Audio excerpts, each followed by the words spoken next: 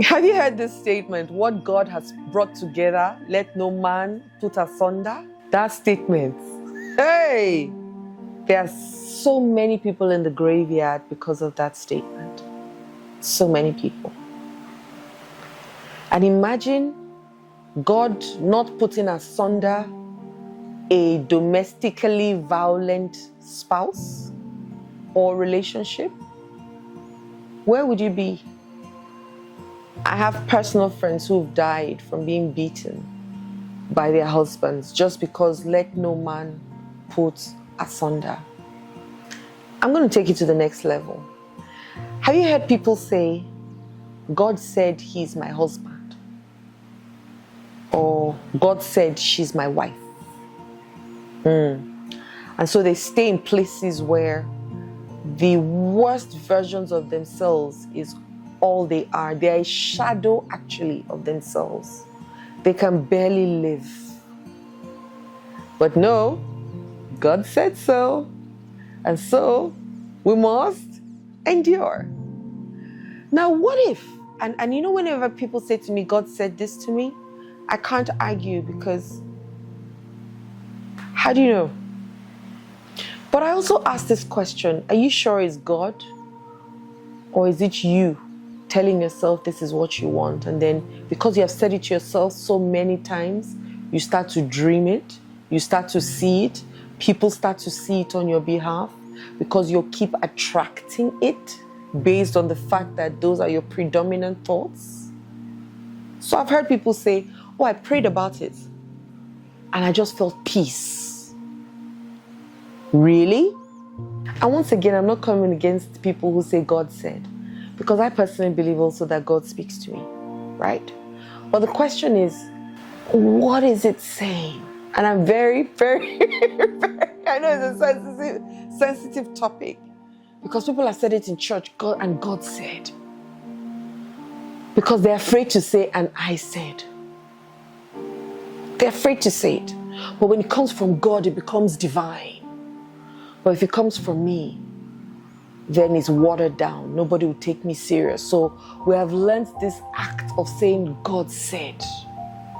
So I've seen people who are in terrible relationships or terrible jobs, and they say, but God said. So let's even say God said. Okay? Let's just even imagine God said. Did God also say that you should be passive and sleep over it and expect it to blossom into something really fantastic? Did God say you shouldn't do the work in being responsible? Did God say that?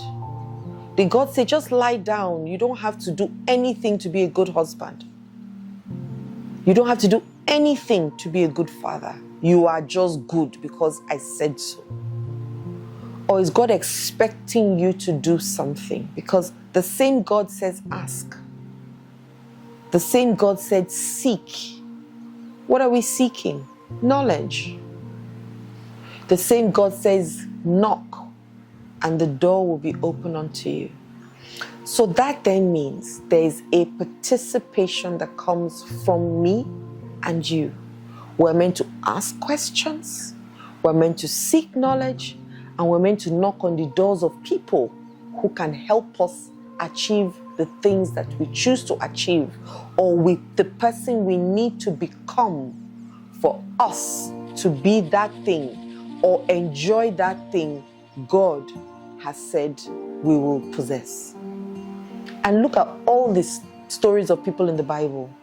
They all had to do something. Some had to leave one place and go to a place they didn't know. Even Jesus, they told him to go. They told his parents to go and give birth in a manger. Jesus. So they left comfort and went to discomfort to go and have Jesus. So that then means that maybe God said something, but who is going to put in the work for that thing God has said will happen to happen? That's your responsibility. So let's stop being passive Christians or passive human beings and say, well, whatever, it's God that wills to do. It's God that said that I'm waiting for him to tell me what to do. is God that will create my life for me because he's the one that put me here. And we choose not to do diddly squat.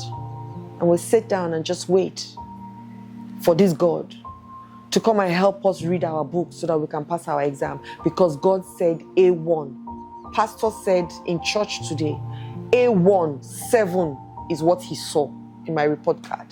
So you don't have to read. The information will just enter from the Holy Spirit. It will just enter your brain and you will go to the exam hall and you will get 7A1 for doing absolutely nothing. Carry that into your relationships. You don't need to do anything to be a good friend. Nothing. You don't need to do anything to be a good mother. You don't need to do nothing. You don't need to do anything. Of course you do.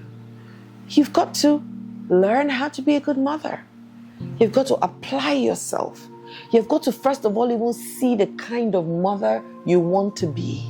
You've got to see that. You've got to then become the person you have seen by doing certain things in a certain way. You can't avoid action.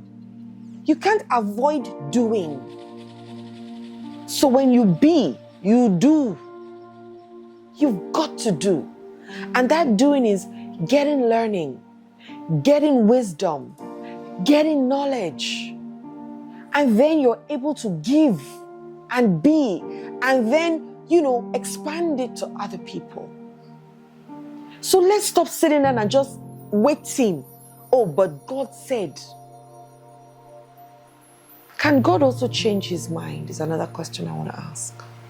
At least I know one story where he sent a prophet to go and tell Hezekiah he's going to die. And Hezekiah spoke to him and he changed his mind. At least I know that one story. I might not know any other story because I'm not a Bible scholar. But can God change his mind because the person that you are with has refused to get better? Can God change his mind on your behalf so that you don't die there? As they say, for better, for worse, till death do us part. Was that God's word, or was that man's word created for us to tie ourselves in bondage? Because none of those words came from the Bible. It was created by somebody. Who? I'm not sure yet. Maybe I'll do some research on that and I'll share that in another video. But it was written by humans, for humans. So that means it can be changed by humans, for humans. Because till death do you part with a bombastic element. It's a bombastic situation. And even God cannot stop you because you got choice. So what are we going to do differently? First of all, let's be sure that it's God that is speaking. And it's not us that is speaking through our wants and desires. You say, God, I really want, I know these two men, but this is the one I really, really, really, really, really want. So why are you asking him again now? Since you have already chosen the one that you really want. But even at the one that the one you want, or you really want, or you don't want, the fact that you decide to come together with somebody, there is a working to becoming a better version of yourself on a daily basis that you've got to do. We've got to be active human beings, not passive human beings. We can't just always blame God for the bad. Always blame God, even for the good. We say it's God that did it. No, you did it. God gave you an idea. You chose to obey. Now, you had a choice not to obey. And God will still be God. It's not going to change him.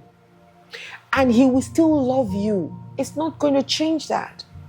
So you had a choice of doing it. And when you did it, something great came out of it. So why don't you start thanking yourself? And say, I did it. You can now add through the help of God, or through the wisdom of God, or you cannot, but you did the work. Let us start normalizing praising ourselves. Let us start normalizing saying kind words to ourselves.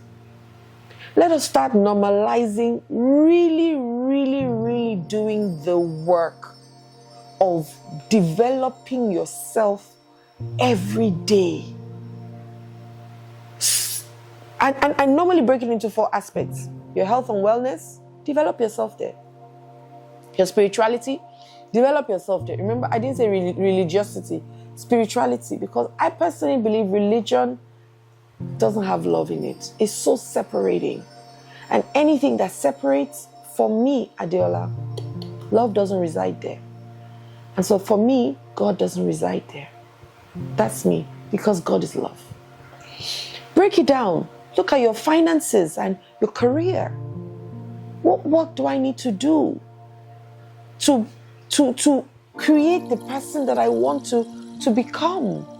And then you can look at your relationships, business, personal, romantic, all of that fall under relationships. The quality of your life. Even in relationships.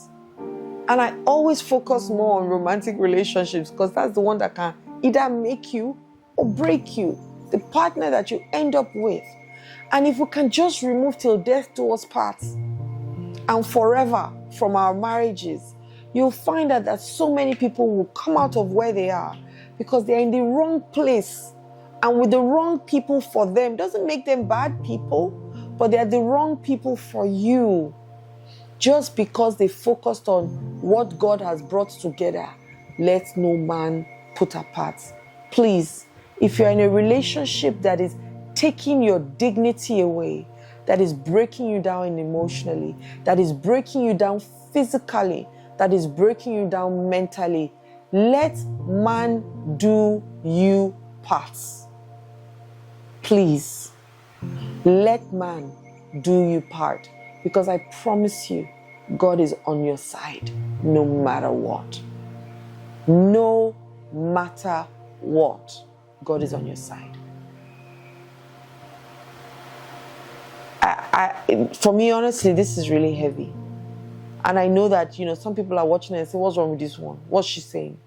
The truth is, there are also people here nodding their heads and saying, yeah, you're speaking to me. You're speaking to my heart. This relationship that I am in right now is taking away my peace of mind. It's taking away my dignity. It's taking away my respect. It's taking away my confidence. This relationship that I'm in is breaking me down in ways that I cannot begin to explain. I think it's time for me to seek help, and it's time for me to get out of this. You're the one I'm speaking to. You. Yes. You.